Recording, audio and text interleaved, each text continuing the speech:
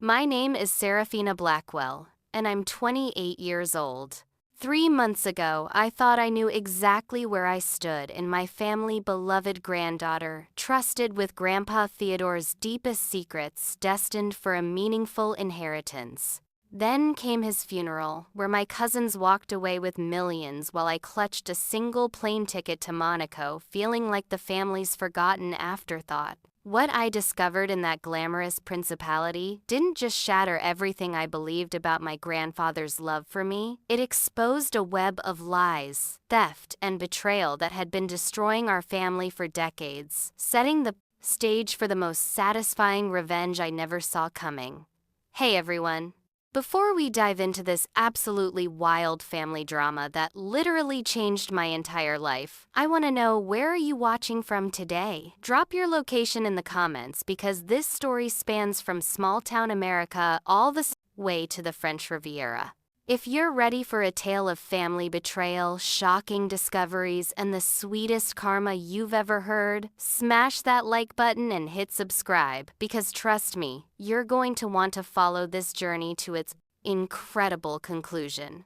Now, let's get into how one plane ticket turned my world completely upside down. Growing up in the Blackwell family meant understanding your place in the hierarchy, and I always believed mine was special. My grandfather Theodore Blackwell was old money New England royalty. Think generational wealth, summer homes in the Hamptons, and a business empire that started with shipping in the 1800s. While my cousins Madison and Bradley were the loud, attention-seeking grandchildren who constantly demanded money for their latest ventures, I was different.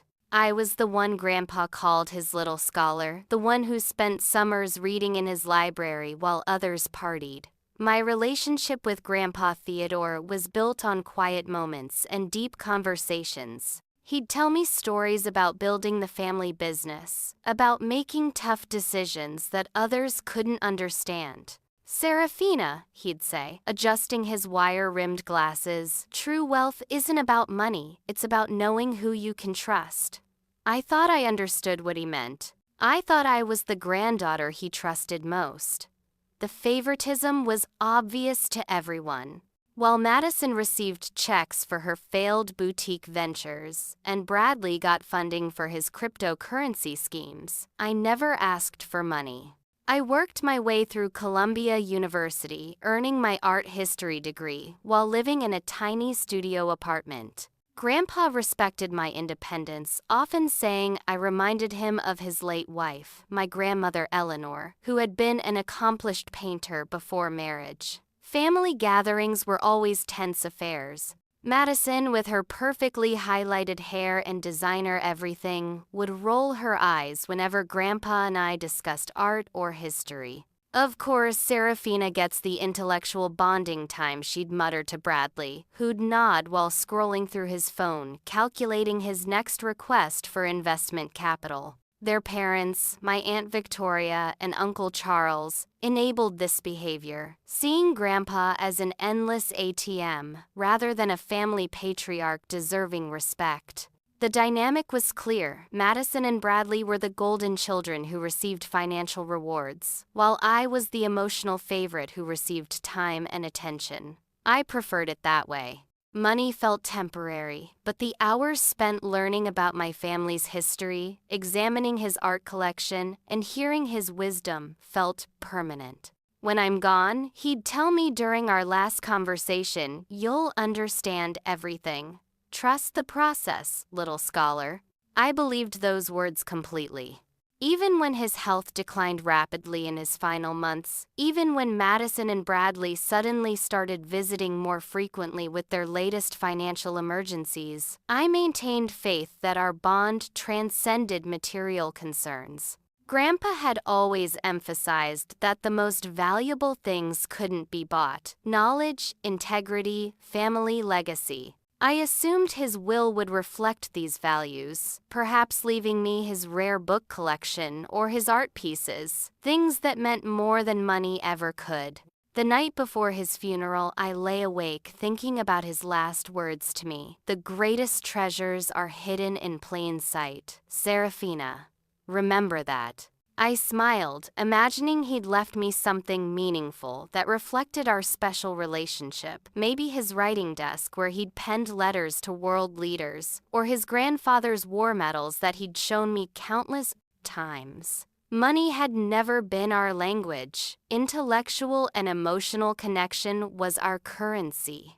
Looking back now, I realize how naive I was. While I treasured our philosophical discussions about life and legacy, Madison and Bradley were strategically positioning themselves as the devoted grandchildren who really needed help. They'd learned to speak Grandpa's language of business and investment, something my art history background never taught me. I thought depth of relationship mattered more than frequency of financial conversation.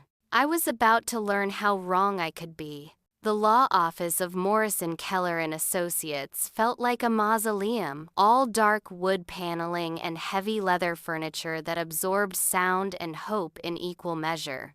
Theodore Blackwell's final will reading was scheduled for exactly 1 week after his funeral, giving the family time to process their grief, though I suspected it was really about building dramatic tension. Family lawyer Jonathan Morrison, a man who'd known our family for 30 years, sat behind his massive mahogany desk, looking uncharacteristically grim.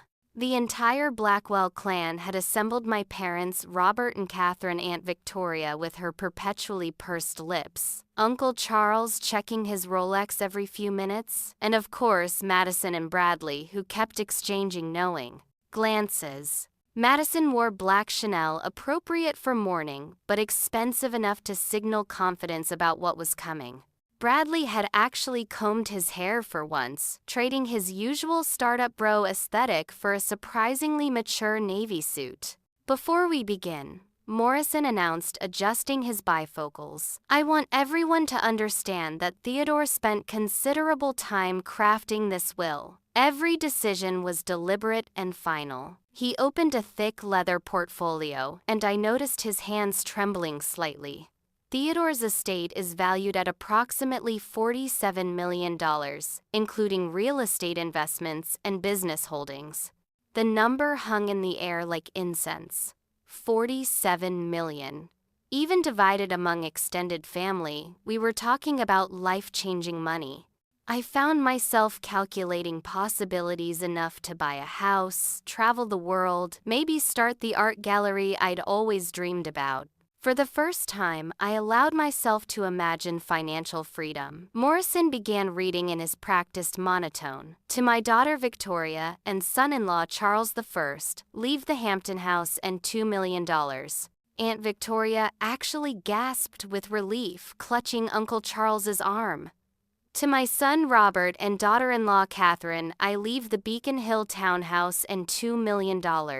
My parents squeezed hands, my mother wiping away tears that seemed more joyful than sorrowful. Then came the bombshells. "To my grandson Bradley Blackwell, I leave $5 million in controlling interest in Blackwell Maritime Holdings." Bradley's face transformed from nervous anticipation to pure euphoria. He actually stood up and pumped his fist before remembering where he was. "To my granddaughter, Madison Blackwell, I leave $5 million and full ownership of the Blackwell art collection valued at approximately $3 million. Madison burst into tears, the kind of elegant crying that somehow enhanced rather than ruined her makeup. "Grandpa always knew I appreciated beautiful things," she whispered to her mother, who was beaming with pride. $8 million worth of appreciation, apparently. My heart pounded as Morrison continued reading smaller bequests to various charities and distant relatives. The math was becoming clear. Over $35 million had already been distributed, leaving roughly $12 million for me, the granddaughter who spent the most time with him, the one he called his little scholar. I straightened in my chair, preparing for my moment. "And finally," Morrison said, his voice dropping an octave, "to my granddaughter, Seraphina Blackwell, I leave." He paused, and I swear the entire room held its breath. "A first-class plane ticket to Monaco, with accommodations at the Hotel Hermitage for 1 week, and $5,000 in spending money." The silence was deafening. Then Madison's barely suppressed giggle broke the spell, followed by Bradley's confused, "Wait, what?" I felt the blood drain from my face as the reality crashed over me. A plane ticket, $5,000. After $47 million had been distributed, I got what amounted to a vacation package. That's it, I whispered, my voice barely audible. Morrison nodded grimly. "There's a sealed letter for you, Serafina. Theodore insisted you read it privately." He handed me a cream-colored envelope with my name written in Grandpa's distinctive handwriting. The room erupted. "This has to be a mistake," my father declared, standing up abruptly. Theodore would never, but Madison cut him off with a laugh that sounded like breaking glass. "Maybe Grandpa finally realized that emotional manipulation isn't the same as actual contribution to the family," she said, her voice dripping with false sympathy. "Some of us actually helped with his business ventures." Bradley was already on his phone, probably calling his broker. $5 million, he kept repeating. Plus controlling interest. I can finally launch that tech incubator. The casual cruelty of their celebration, while I sat there clutching a plane ticket, felt like physical blows. Uncle Charles cleared his throat. "Well, Serafina, at least you got a nice trip out of it. Monaco's lovely this time of year." His attempt at consolation felt more insulting than Madison's open gloating.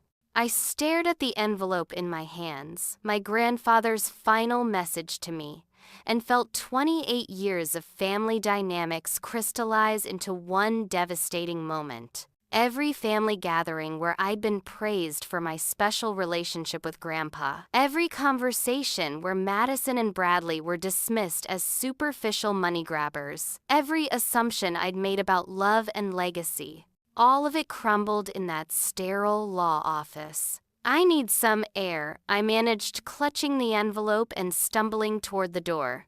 Behind me, I could hear the family already dividing up Grandpa's legacy, their voices animated with excitement and relief. No one followed me out. Sitting in my car outside the law office, hands shaking as I tore open Grandpa Theodore's envelope, I prepared myself for either an explanation or an apology. What I found instead was something that would haunt me for weeks and ultimately change everything. "My dearest Serafina," the letter began in his careful cursive. "If you're reading this, then my final performance has concluded, and the real work begins. I know you must be confused, hurt, and possibly angry about your inheritance. Your cousins received millions while you received a plane ticket.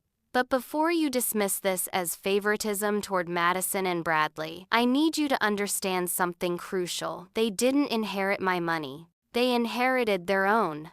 The words blurred as tears formed in my eyes. What did that even mean? I continued reading, my confusion deepening with every line. "For the past 15 years, Madison and Bradley have been systematically stealing from me. It started small, Madison charging personal expenses to the family business credit cards, Bradley creating fake consulting companies to funnel money to his failed ventures. When I discovered these activities 3 years ago, instead of confronting them, I decided to document everything. Every forged signature, every falsified invoice, every manipulated bank transfer. I have evidence of over $12 million in theft, fraud, and embezzlement." My blood turned to ice. The golden children who'd been celebrated today weren't inheriting Grandpa's money. They were unknowingly accepting stolen goods with Grandpa's blessing and full documentation. "The inheritance I've given them equals exactly what they've stolen from me over the years," the letter continued. "Madison's $8 million, Bradley's $5 million, plus the various smaller amounts they've taken through their parents' account manipulations. I've gifted them their own theft, making them legitimate heirs to money they already illegally possessed."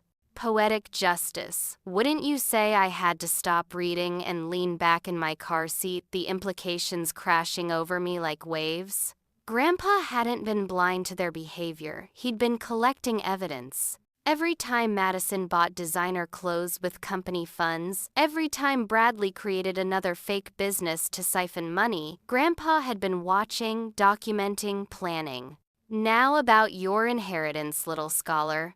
That plane ticket to Monaco isn't just a vacation, it's a key. For the past 20 years, I've been quietly moving the real family wealth offshore, away from the reaches of my greedy relatives. The Blackwell fortune that everyone knows about, that's just the surface. The real money, over $120 million, has been growing in carefully managed Swiss and Monaco accounts. $120 million. I read the number 3 times before it even began to register. While the family fought over $47 million, there was another fortune hidden away that dwarfed everything they just inherited. The Hotel Hermitage in Monaco isn't just your accommodation, it's where you'll meet Henri Dubois, my private banker for the past 2 decades. He's been expecting you. In the hotel safe registered under your grandmother Eleanor's maiden name, you'll find complete documentation of all accounts, plus evidence of Madison and Bradley's thefts. Henri will help you understand your options. My hands were shaking so badly I could barely hold the letter. The parking lot around me felt surreal, like I was reading fiction instead of my grandfather's final message.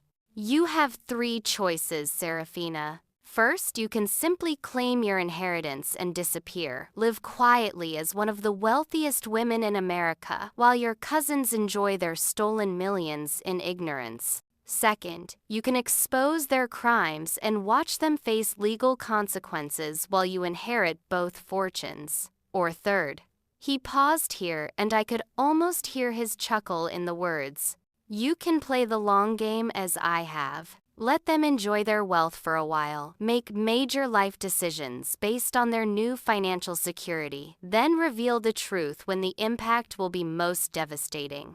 The letter's final paragraph made my heart race. I chose you for this responsibility because you alone showed integrity when money was involved. You never asked for handouts, never manipulated situations for financial gain. You valued relationship over resources, which ironically makes you the only one I trust with the real resources.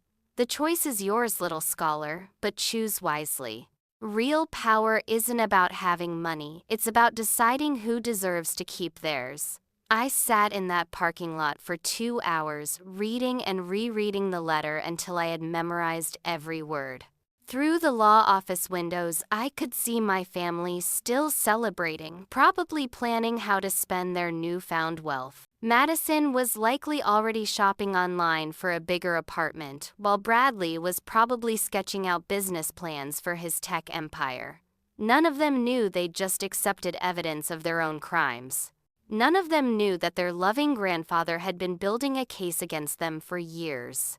And none of them knew that the granddaughter they'd just humiliated was holding the key to either their salvation or their destruction. As the sun set over Boston, I started my car and began driving toward the airport. I had a plane to catch to Monaco and some very important decisions to make. For the first time in my life, I held real power over my family's destiny. The question was, what kind of person was I going to choose to be? But first, I needed to see exactly how much my grandfather had trusted me with, and how detailed his evidence against Madison and Bradley really was. Something told me Henri Dubois was going to have some very interesting stories to tell. Hey everyone, I need to pause here for just a moment because this story is about to get absolutely insane, and I want to make sure you're ready for what's coming next. If you're feeling that adrenaline rush right now, imagining what you'd do with this kind of information, hit that like button because we're just getting started. The next part involves Swiss bank accounts, private investigators, and the most calculated revenge plot you've ever heard. Make sure you're subscribed because you're not going to want to miss how this family drama unfolds. Trust me, it gets so much better. The Hotel Hermitage Monte Carlo was the kind of place I'd only seen in movies. Marble floors that reflected crystal chandeliers, gold-leafed ceiling details, and staff who somehow knew your name before you introduced yourself. Walking through the lobby with my single carry-on bag, I felt like an imposter. Everyone around me radiated the quiet confidence that comes with generational wealth, while I clutched my grandfather's letter like a lifeline. Mademoiselle Blackwell, the concierge, greeted me in perfectly accented English. "We've been expecting you. Monsieur Dubois has left instructions that you should contact him immediately upon arrival." He handed me an elegant card with just a phone number embossed in gold. No name, no title, just numbers that apparently held the key to my entire future. My suite overlooked the Mediterranean, with a terrace that offered sweeping views of luxury yachts and the famous Monte Carlo casino. It was beautiful, but I barely noticed. My hands shook as I dialed Henri's number, still processing the possibility that this was all some elaborate hoax or misunderstanding. "Serafina," a warm voice answered in a slight French accent. "Theodore told me so much about you. I am Henri Dubois, and I have been waiting to meet you for many years. Could you join me for lunch tomorrow? We have much to discuss." That night, I barely slept. I kept rereading Grandpa's letter, trying to piece together the timeline of Madison and Bradley's thefts. 3 years of documentation meant this had been happening throughout my college years while I was struggling to pay rent and working part-time jobs. Every family dinner where they'd casually mentioned new purchases or business ventures took on a sinister new meaning. Henri Dubois turned out to be nothing like I'd expected. Instead of a stuffy Swiss banker stereotype, he was a warm man in his 60s with kind eyes and an infectious laugh. We met at a private dining room in the hotel, where he'd arranged a lunch that probably cost more than my monthly grocery budget. "Your grandfather was one of my dearest friends." Henri began pouring wine that I was too nervous to drink. "We met 23 years ago when he first became concerned about his family's financial ethics. He was a man who believed in preparation and precision." Henri opened a leather briefcase and withdrew a thick folder. "These are copies of all the evidence Theodore collected. Bank statements, forged signatures, fake company registrations, email correspondence, everything needed to prove that Madison and Bradley have systematically stolen from the family business." He spread documents across the table like a prosecutor presenting a case. The evidence was overwhelming and meticulously organized. Madison's theft was more sophisticated. She'd created fake vendor accounts for her boutique ventures, essentially paying herself from Blackwell Maritime for services never rendered. Her failed businesses hadn't actually failed. She'd been using them to launder stolen family money for years. The total $8.2 million. Bradley's approach was more direct, but equally damaging. He'd forged his grandfather's signature on investment documents, transferring money to cryptocurrency accounts he controlled. When those investments failed, the money had simply moved to different accounts under his control. His theft totaled $5.7 million. But here's the brilliant part. Henri continued, his eyes twinkling with admiration for Theodore's strategy. "By giving them exactly what they stole in the will, your grandfather made their theft technically legal. They now legitimately own money they previously only possessed illegally. Unless someone exposes the original thefts, they're free to enjoy their inheritance without legal consequences." I stared at the documents, overwhelmed by the scope of the deception. "And the offshore accounts?" Henri smiled and withdrew another folder, this one significantly thicker. "Ah, yes, the real treasure." Over the past 20 years, Theodore quietly moved money into carefully managed international investments. Swiss banks, Monaco real estate, Luxembourg holding companies, all completely legal and properly reported to American tax authorities. The numbers were staggering. Real estate holdings worth $40 million. Investment portfolios totaling $60 million. Business interests that generated annual returns in the millions. Theodore Blackwell hadn't just been wealthy, he'd been building a financial empire that most people couldn't even comprehend. The current total liquid value is approximately $137 million, Henri announced casually as if discussing the weather. All of it now belongs to you, as the sole beneficiary of the Serafina Trust established in your name when you were born. I nearly choked on my wine. When I was born, Theodore always planned for this outcome, Henri explained. He hoped his other grandchildren would prove trustworthy, but he prepared for the possibility that they wouldn't. The trust was his insurance policy, and his gift to the one grandchild who never asked for money. Henri explained my options with the precision of someone who'd rehearsed this conversation many times. I could claim my inheritance immediately and live anonymously as one of the wealthiest women in America. I could expose Madison and Bradley's crimes and watch them face legal consequences while inheriting everything. Or I could wait, let them make major life decisions based on their inherited wealth, then reveal the truth when the impact would be maximally devastating. Your grandfather preferred the third option, Henri admitted. He believed that true justice required patience. Let them buy houses they can't afford without their inheritance. Let them make investments based on their new financial status. Let them burn bridges with people who might have helped them during difficult times. Then, when they're most vulnerable and dependent on their wealth, reveal that it was never really theirs to begin with. The elegance of the plan was breathtaking and terrifying. Theodore had essentially set up his own grandchildren for the ultimate downfall, but only if they proved themselves unworthy of his trust. By stealing from him, they'd already made their choice. Henri handed me final documents, access codes to accounts' contact information for various asset managers, and most importantly, a letter of instruction from Theodore about timing the revelation. He suggests waiting at least 6 months, Henri explained.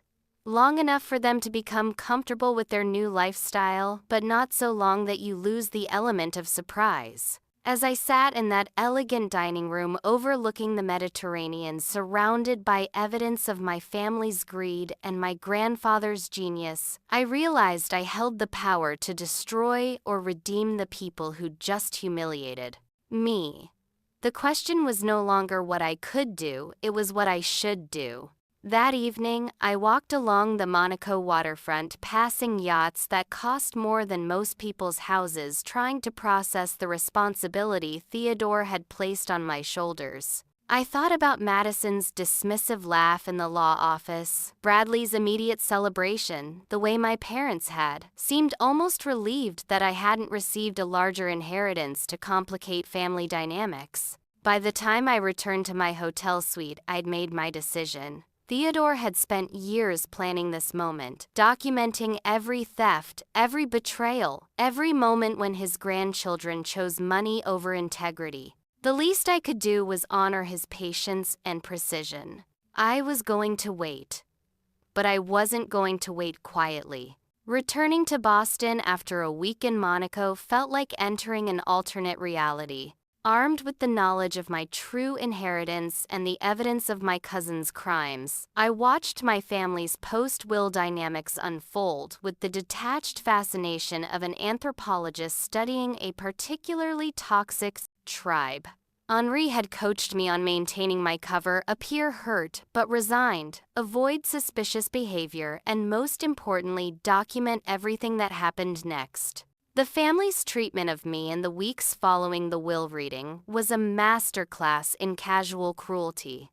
Madison, emboldened by her $8 million windfall, had immediately quit her job at the art gallery where she'd been working part-time. "I'm finally free to pursue my real passion," she announced at Sunday dinner, describing her plans to open an exclusive boutique in Back Bay. "Grandpa always knew I had an eye for luxury." The irony was delicious. Madison's eye for luxury had been honed by years of stealing money to fund her expensive tastes. Now she was planning to build a business empire on the foundation of her own documented crimes, completely unaware that every purchase, every lease agreement, every business decision was being carefully tracked by the private investigator Henri had recommended. Bradley's transformation was even more dramatic. Within 2 weeks of receiving his inheritance, he'd put a down payment on a $3 million penthouse in downtown Boston and started recruitment for his tech incubator, Blackwell Ventures. He'd always been arrogant, but money had amplified his worst traits exponentially. Finally, I can stop pretending to care about other people's small-minded business ideas, he told me during one particularly painful family gathering. With real capital, I can focus on the innovations that actually matter. What Bradley didn't know was that every penny he was spending had been forensically traced back to specific instances of theft. The private investigator, a former FBI financial crime specialist named Rebecca Chen, was building a timeline that would make prosecutors weep with joy. "Your cousins are creating their own evidence trail," she reported during our weekly calls. "Every lavish purchase is documented proof of their comfort with stolen money."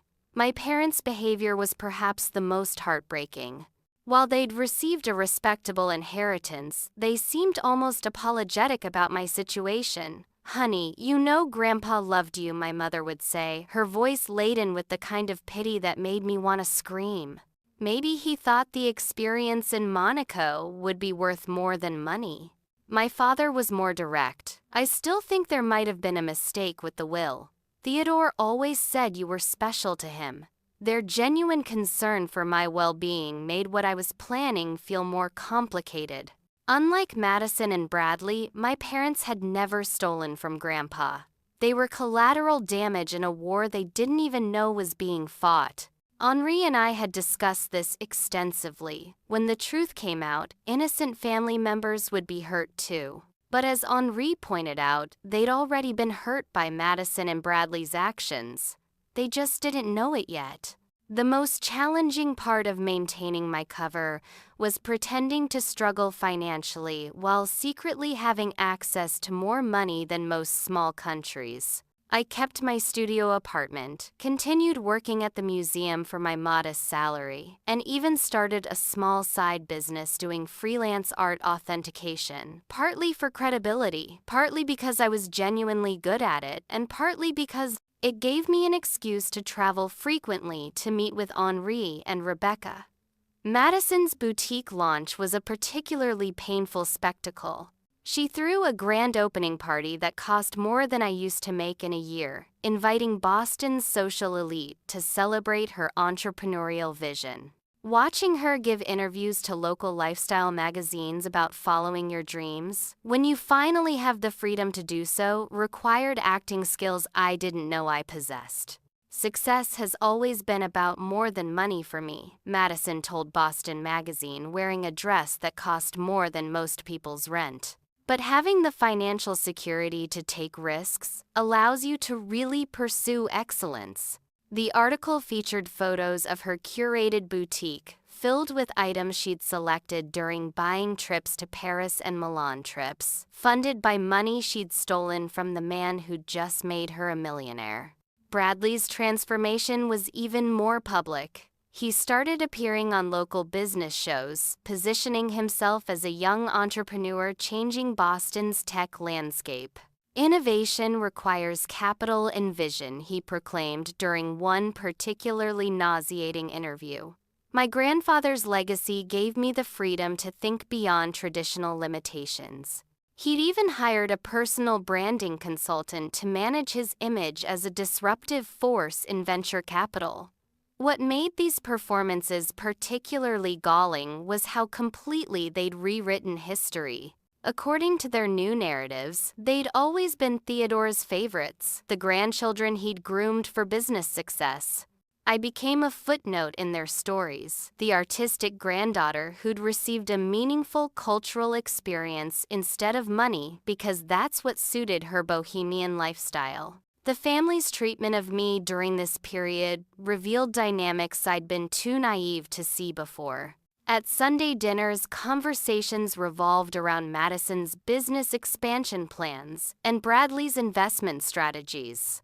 When I mentioned my museum work or authentication projects, the response was polite but dismissive, the kind of attention you'd give to a child describing their crayon drawings. "It's so nice that you're staying busy," Aunt Victoria would say with a smile that never reached her eyes. "Some people are just more suited to simple pleasures." Uncle Charles would nod approvingly, as if my contentment with a modest lifestyle proved some kind of moral superiority that conveniently didn't require financial recognition.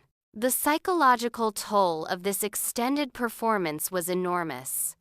There were nights when I lay awake wondering if I was becoming as manipulative as the people I was planning to expose. Was I any better than Madison and Bradley if I was actively deceiving my family? Henri and Rebecca both assured me that documentation and justice weren't the same as theft and fraud, but the lines sometimes felt thinner than I wanted to admit. 6 months after the will reading, both Madison and Bradley had made major life decisions based on their inherited wealth. Madison had signed a 5-year lease on prime retail space and committed to inventory purchases that totaled nearly $2 million. Bradley had invested $3 million in startup companies and committed to another $2 million in office space and staff for Blackwell Ventures. More importantly, their behavior toward the rest of the family had revealed their true characters. Madison had started charging my parents for family dinner ingredients when they hosted at their house, claiming her business expenses made her budget tight. Bradley had refused to lend money to a cousin going through medical bankruptcy, saying he couldn't risk emotional investments that might compromise his business judgment. They'd become exactly the kind of people Theodore had suspected. They were selfish, entitled, and willing to exploit family relationships for personal gain. The money hadn't corrupted them. It had simply revealed corruption that already existed. As spring turned to summer, I knew the time for revelation was approaching. Madison and Bradley had built their new lives on a foundation of stolen money, burning bridges, and making enemies with their newfound arrogance. When the truth came out, they wouldn't just lose their wealth, they'd lose the relationships and opportunities that might have helped them rebuild. Theodore's patience and precision were about to pay off in ways even he might not have anticipated. The trap was set, the evidence was overwhelming, and my cousins had spent 6 months making themselves the perfect targets for the most devastating comeback in family history. The second anniversary of Grandpa Theodore's death seemed like the perfect time for truth-telling. By then, Madison's boutique had become the talk of Boston's fashion scene, featured in Vogue and Town & Country as an example of New England elegance meets contemporary luxury. Bradley's venture capital firm had been profiled in Forbes as one of 30 under 30 companies changing Boston's tech landscape. They'd both become minor celebrities in their respective industries, giving interviews about entrepreneurship, family legacy, and the importance of taking calculated risks. What made their success particularly galling was how they'd completely rewritten our family's narrative. In magazine profiles, they described themselves as Theodore's chosen heirs, the grandchildren who'd proven themselves worthy of his business acumen. I had effectively been erased from their version of family history, or worse, positioned as the artistic black sheep who'd chosen creativity over commerce. I chose Thanksgiving dinner for the revelation. The entire family would be there, including several family friends who'd watched Madison and Bradley's meteoric rise with admiration. Henri flew in from Monaco, ostensibly as a family friend, paying respects to Theodore's memory, but actually to serve as witness to what we'd carefully planned as the most devastating dinner conversation in Blackwell family history. Madison arrived wearing head-to-toe Chanel, driving her new Bentley, and accompanied by her latest boyfriend, an investment banker she'd met at a charity gala. Bradley came straight from closing a major deal, his Tesla still sporting temporary dealer plates from his latest upgrade. They both radiated the kind of confidence that comes from 18 months of uninterrupted success and social climbing. "Serafina," Madison exclaimed, with the kind of performative enthusiasm that had become her trademark. "You look wonderful." Still working at the little museum, her tone suggested she was asking about a quaint hobby rather than my career. I keep meaning to visit, but the boutique has been so demanding. Success is exhausting. Bradley was equally condescending, asking about my art projects while simultaneously checking his phone for stock updates. "You're so lucky you don't have the stress of real responsibility," he said, not looking up from his screen. "Sometimes I envy your simple lifestyle." Dinner conversation revolved around their achievements. Madison described her expansion plans, including a second location in New York and a possible franchise opportunity. Bradley detailed his latest investments, dropping names of startups he was funding and tech executives he'd been mentoring. The family listened with rapt attention, asking questions that reinforced their status as the successful generation carrying on Theodore's legacy. "Grandpa would be so proud," Aunt Victoria declared, raising her wine glass in a toast. "You've both honored his memory by building something meaningful with his gift." That's when I stood up Henri beside me and cleared my throat. "Actually, I have something to share about Grandpa's gifts, and I think this is the perfect time to set the record straight." I'd rehearsed this moment for months, but my heart still raced as I pulled out the folder containing 2 years of evidence. "Madison Bradley, I need to tell you something about your inheritance that I think you should know. It turns out Grandpa was far more aware of your activities than any of us realized." Madison laughed nervously. "What activities, Serafina? You're being dramatic." "The activities that resulted in you stealing over $13 million from the family business over the past 15 years, I said calmly, placing the first document on the table. "Grandpa documented everything. Every forged signature, every fake company, every fraudulent transaction. He knew exactly what you'd been doing." The room went silent, except for the sound of Bradley's phone clattering to the floor. Madison's face went white beneath her carefully applied makeup. "That's impossible," she whispered. "Grandpa never said anything about because he didn't want to send his grandchildren to prison." I continued, placing more documents on the table. "Instead, he did something brilliant. He gave you exactly what you'd already stolen. Your inheritance wasn't a reward for being good grandchildren, it was legitimizing money you'd already taken illegally." Henri stepped forward with his own folder. "I am Henri Dubois, Theodore's private banker. For 20 years, I helped him document financial irregularities and protect the real family assets. The money Madison and Bradley inherited was essentially a gift of their own crimes made legal through the will." Bradley found his voice first. "This is insane. You're making this up because you're jealous about our success." But his voice shook, and sweat was forming on his forehead despite the cool November evening. I placed a bank statement in front of him showing transfers from Blackwell Maritime to one of his cryptocurrency accounts. "This is from 3 years ago, Bradley. Grandpa had been watching you both for much longer than you realized. He just chose to handle it privately rather than destroying the family with criminal charges." Madison was now openly crying her designer mascara, creating black tracks down her cheeks. "But the money, the boutique, everything I've built." "Everything you built with stolen money," I said, not unkindly, but without sympathy. "And that brings me to the interesting part of tonight's conversation. See, Grandpa didn't just give you your inheritance to legitimize your theft. He was also protecting the real family fortune." I placed the final document on the table, a summary of the Serafina Trust holdings. "While you were stealing millions, Grandpa was quietly moving the real family wealth offshore. The $47 million everyone knew about, that was just what he left visible. The real estate, the offshore investments, the business holdings you never knew existed that totals approximately $143 million. The number hung in the air like a bomb.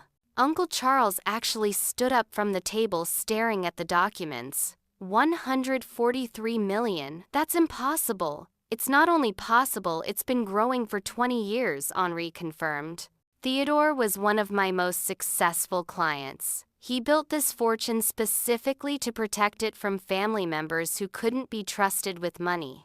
I looked around the table at faces showing every emotion, from shock to rage to despair.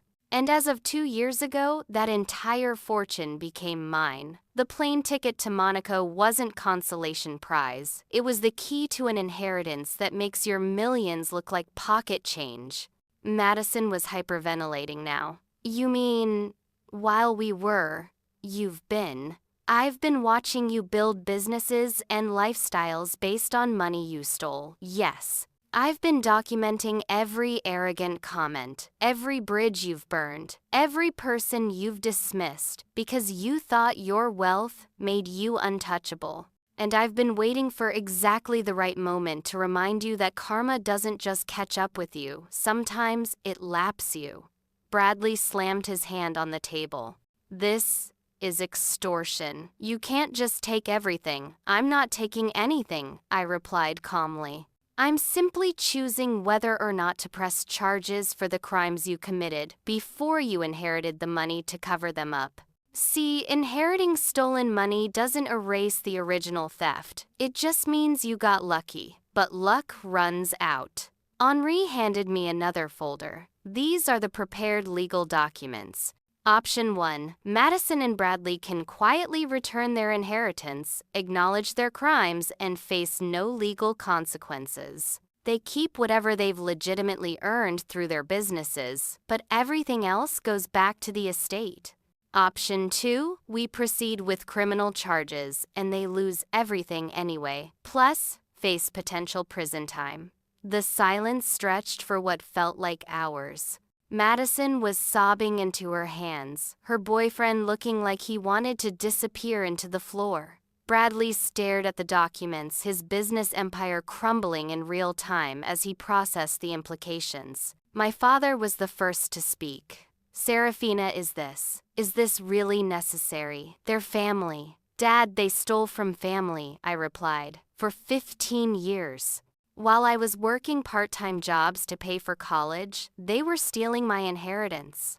While you and Mom worried about retirement savings, they were taking money that would have been yours eventually. Family loyalty goes both ways. Uncle Charles cleared his throat. What about the businesses they've built, the jobs they've created? Madison's boutique and Bradley's venture capital firm can continue operating, I said, but they'll need to find new funding sources. If their business models are truly sound, they should be able to attract legitimate investors. The irony wasn't lost on anyone.